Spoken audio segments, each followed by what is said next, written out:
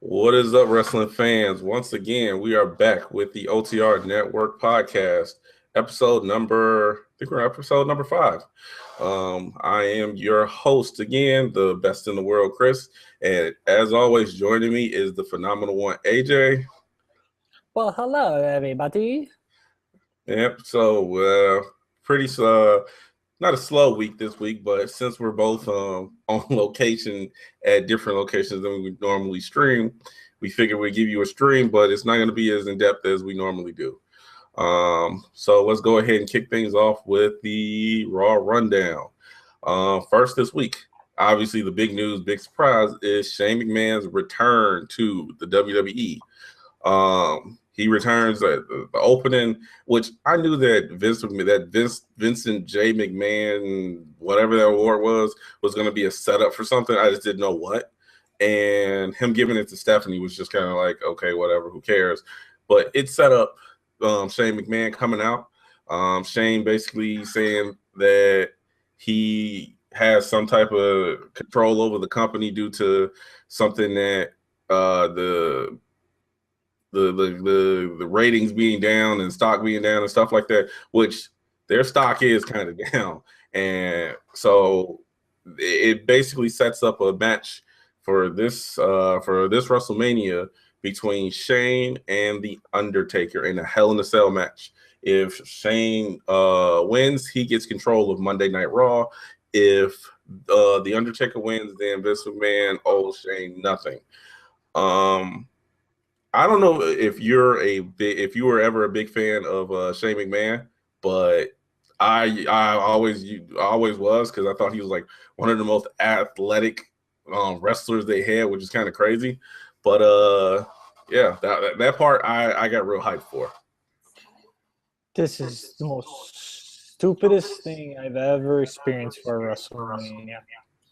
I've been going to WrestleMania. This is my 6th one, and I cannot believe it.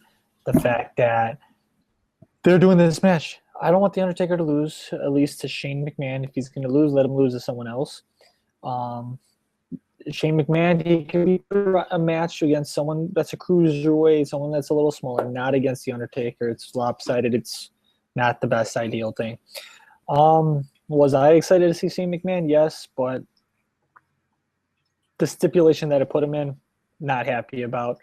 I'm really ready to sell my tickets for WrestleMania. I don't even care anymore. I will admit that, like, as excited as I was about Shane McMahon coming back and being in a match, the stipulation, them having him fight The Undertaker, I will be honest, I don't like it strictly because of the fact that the way it's setting up, it's going to have The Undertaker lose to Shane McMahon. And you thought, and like you had mentioned before when we talked about it, how it was possible that they could find a way to have somebody else in the match for Shane. They can just be setting it up like that. But I'm hearing rumors that no one else is going to be in this match, and it's going to be Shane McMahon versus The Undertaker, just those two. And I'm kind of with you on this in the sense of I don't want to watch The Undertaker lose, because that kind of sucks that this will be my first WrestleMania ever, and I'm going to go there and I'm going to see The Undertaker lose to Shane McMahon, who hasn't wrestled in God knows how long. Granted, The Undertaker wrestles typically once a year. He's been wrestling more lately, but that part does kind of make me iffy on the match. Undertaker, no matter what's going to make this pay-per-view sell, because obviously his entrance is going to be phenomenal. The Hell in a Cell, it's going to be awesome because, hey, it's a Hell in a Cell match, just like everyone likes.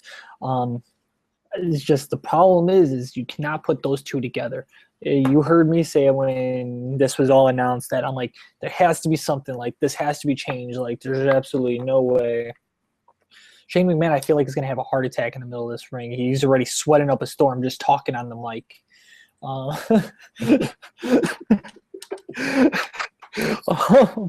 So the thing is that Undertaker doesn't have many WrestleManias left in him, and this is not a match that he should be having.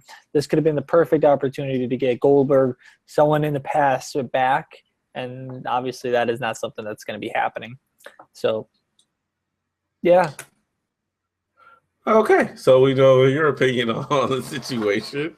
But other than that, Monday Night Raw was pretty par for the course. The only other thing that happened majorly was at the end of the night, basically after Roman Reigns' match, Triple H came out and beat the holy hell out of him to the point where he supposedly bled. But I'm sure everybody by now has seen the video that a fan took where Byron Saxton handed Roman Reigns a blood capsule to put that fake blood on his face. But it's still, once again, I don't understand this. Like, if your whole point of this match between Triple H and Roman Reigns, if your whole point was trying to get Roman Reigns over, you failed. You clearly failed because everybody was booing the hell out of Roman Reigns at the end of Raw, and then Triple H comes out and they're cheering him, and then Triple H just beats the hell out of Roman Reigns, starts slamming his face into the announce table, and then he does the thing where he goes this and then suck it, and the crowd went completely ballistic. They loved it. So either you turn Roman Reigns heel or it makes no sense. It's not like a John Cena situation where it's half the crowd loves him, half the crowd hates him. He's just getting booze now. So I don't understand why the rhyme or reason between some of the stuff that they do. No, Triple H. He sure knows how to get the fans on his side. And the thing is that he's been around for so long. Now you have someone who's new, who everyone feels is going to end up winning the title. Just so they have this storyline set up, so they're going to go who they obviously loved for all these years. And you continue to make DX references, it's obviously going to be the case where DX is going to obviously win over everything because everyone loved DX. The Roman Reigns bleeding, I thought that was pretty funny. I watched that. I watched it with my girl, and I was like, here, watch this guy's arm.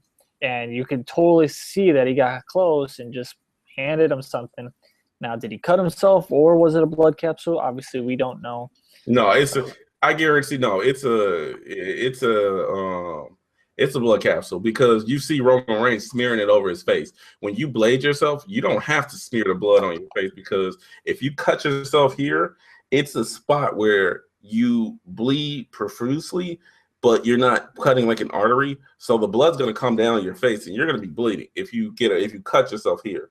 He actually took it in his hand and went like this.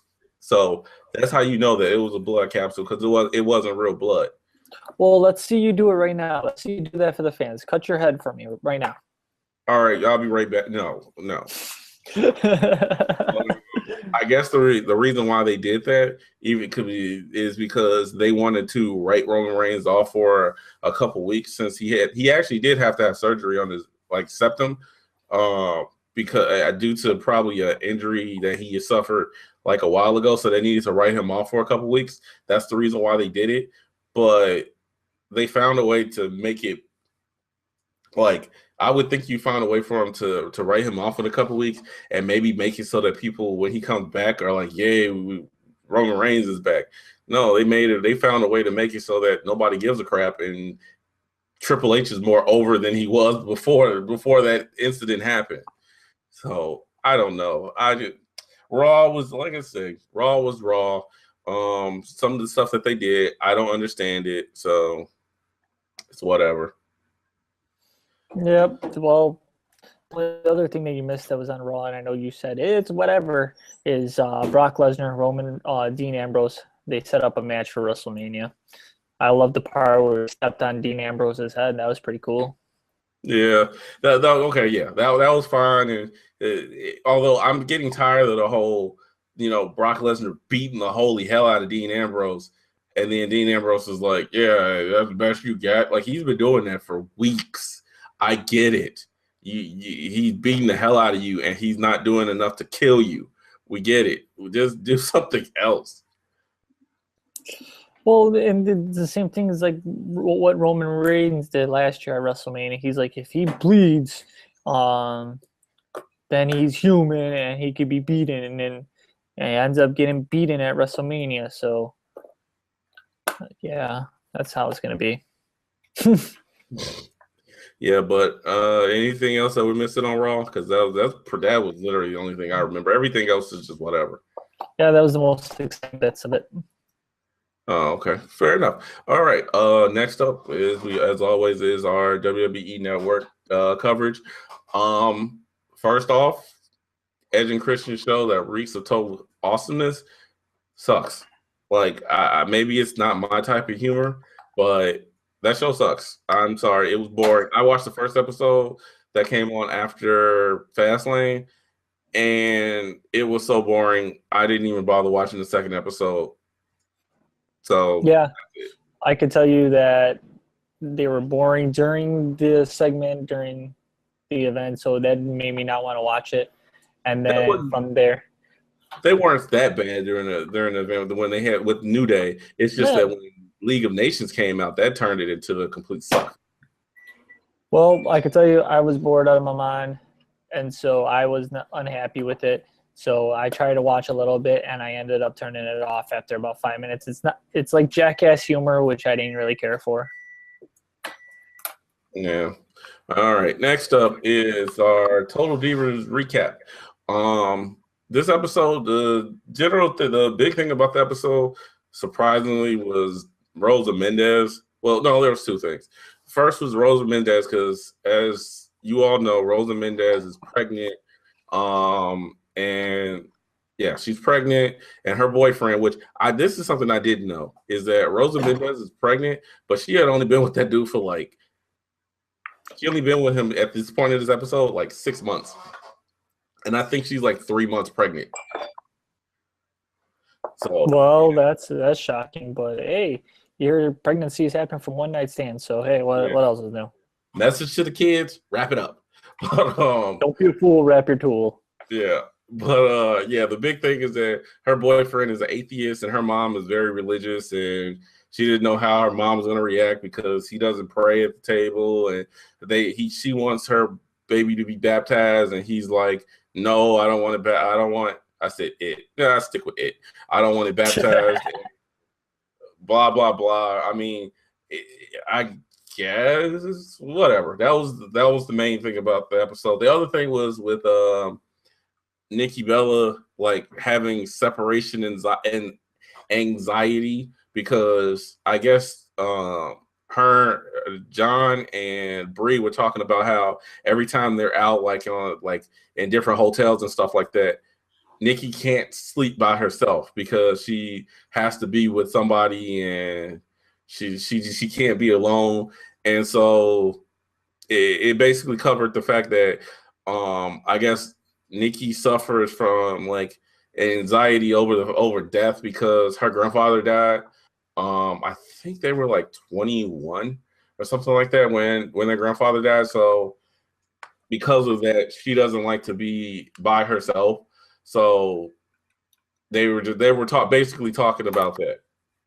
Other than that, it did bring up the fact it did illustrate the fact that Total Divas, when they film these episodes, they kind of release these episodes in like whatever type of they definitely aren't in chronological order because this episode, all this stuff in this episode happened right around the time John Cena got his nose busted by Seth Rollins. Which that actually happened in that was in July, right? Before SummerSlam. It was like right before SummerSlam, so yeah. Yeah, and then but the week before, the episode of Total Divas took place when Nikki was breaking the record, which that happened in September because she lost the title the next weekend Night of Champions, which was in September. So yeah, this is just showing you that these episodes are just kind of everywhere. Please let it be canceled soon. Actually, I just read that the rating, so you might be getting your wish because it's starting to tank. I don't know if it's just because you're the only person watching. Yeah, maybe I am. I don't care. Whatever. So that was it for Total Divas. Next up is the NXT.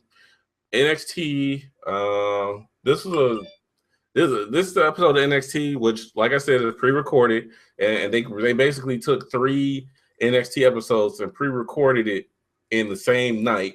You could tell because that big fat guy that takes up 2 seats was there for the last 3 episodes wearing the same shirt. So I'm like, he was your favorite person.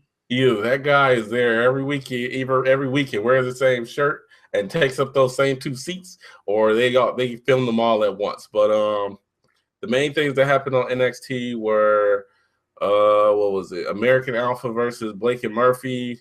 Obviously a good match. I think that not Blake and Murphy. God, no, not them. American Alpha are probably the 2 best technical workers as a tag team.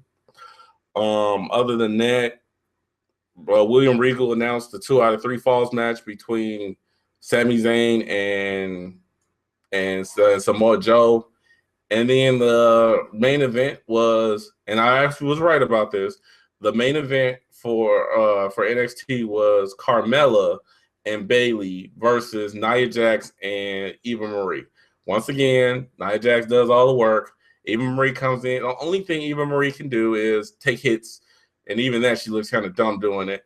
Nia Jax came in, and ended with Nia Jax and Eva Marie winning. Nia Jax hit Carmella with 3 leg drops, and then Eva Marie tagged herself in just to pin her, because you know that's going to have the crowd booing, since everybody's like, you're not doing anything except taking the pin. But yeah, that was pretty much it for NXT. It was kind of a, it wasn't, I'm not going to say it wasn't a bad episode. It was just, you could tell they filmed them all together because not much really happened. Well, NXT, you're getting closer to the TakeOver logo. The TakeOver pay-per-view that's coming up. They released this the logo today for it. Exciting, just plain old Dallas silver. But yeah, it's getting closer and closer to that. Well, the most exciting thing about NXT that happened this week, in my personal opinion, is the new signee that they just got. So that was pretty cool. Is that the Austin Aries? Nope. That was, I can't pronounce his name, from Japan. Oh, Shinsuke Nakamura, duh. And supposedly his payment that he gets is enough to be on main roster type deal, but everyone else is not getting that amount. So obviously he's a big person, big deal. Yeah, that's all I got about that. All right, so we'll stop there for NXT, and we'll cover briefly news and rumors for this week. The first one that I wanted to talk about real quick was Finn Balor. You can cover the other part because I didn't even know about it until you told me just before this, that Finn Balor is teasing that they're going to call, instead of calling themselves Bullet Club, because obviously they can't use that, this week they're going to call not this week, but they're going to call themselves Bulletproof, or Bulletproof Balor Club, which I actually wouldn't mind. Well, why don't they all get and call each other the Shield? How about that? Hey, even better. What was the news that you saw this week about Finn Balor and Raw? No. Exactly, is that Finn Balor is supposedly teasing something coming up shortly for Raw, or at least something for Monday.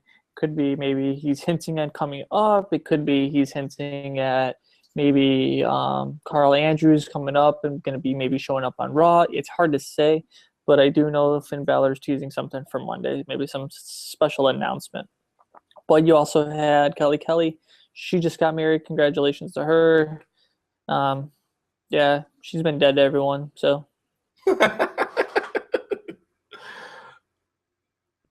Yeah, I mean, there's really not much rumors and everything this week since everything's all hot. I know you were pretty excited to see The Godfather going to be inducted into the Hall of Fame. Officially announced to be inducted into the Hall of Fame. That's right. Officially, we said what the unofficial was before. Yeah. What else? I can't really think of anything else this week. I mean, you had AJ Styles and Chris Jericho and Mark Henry dancing on SmackDown. Like a bunch of morons. I mean, that was better than the New Day dancing. I'll take that dancing. They had style. They were sophisticated. No, I don't want to hear that. That was booty. You and booty, I don't understand it. They need some bootios. Oh God, I'm done with you now. Let's see. I'm trying to think if there's anything else that we. Other than that, I mean, the big thing on Raw too was Vince dropping the F-bomb, which was kind of crazy because if anybody else did something like that, they are definitely fined, if not suspended, for dropping the F-bomb like that. And Vince McMahon saying he's gonna take an effing beating. I'm just like, whoa. Well, I was trying to watch a video. I went to a website because I wanted to rewatch the video, and the video actually was taken down. So I think they're trying to pull those videos from it actually happening. You can't. What are they gonna do? Go on everybody's Instagram and tell them to take down him saying that he's gonna get Shane an effing beating? Then you shouldn't have said it in the first place. It was an accident. Accidents happen. That was not an accident. He was like, "You're gonna get an effing beating," and he said it with some authority. Speaking of authority, that just actually reminded me of another bit of news that was being put out there. So this whole thing, this angle with Shane McMahon, got everybody thinking that it might be kind of imitating life in a sense where Shane McMahon is going to have some type of control of the company as far as the storyline and stuff like that. But I think it was USA Today. Yeah, USA Today went to WWE and asked them in regards to Shane's role in the company itself, and the spokespeople for WWE basically said that Shane is only playing a character. It's just him playing a character. It's not anything official within the company. So, but people don't really buy that. Well, I remember reading a very, very long time ago in a galaxy far, far away that when Shane left, he still had somewhat control over the company. So yeah, I think that's bull. Well, it wouldn't surprise me if he does, because I mean, I don't know why the Vince would completely write him off and be like, "Well, Triple H is my new son now. You get nothing." You're not my son anymore. You're gonna get an effing beating. Yeah. Son, Wow. get on my lap. I'll give you a beating. But yeah. Other than that, was there any other news or rumors or trying to think? No, not really. Is there any other real news or rumors that came out this week other than Lana singing to Rusev at a live event, which I don't want to see. I think one last thing is that if you follow John Cena, he posted a very upsetting tweet recently stating that it doesn't seem like he's going to get his goal that he wants. So that's upsetting because I hope somewhat he has a match at WrestleMania because, hey, if I don't sell my tickets, I at least want to see him in a match. But because he's your favorite, I know, Chris. I know. No, he's not. And stop saying that. He's not my favorite. Get you wristbands. All right. On that note, we're gonna let you guys go. Pretty light week this week, and we're both out. So we will be back. Hopefully, this week we will be at our normally scheduled time of Thursday at 10 p.m.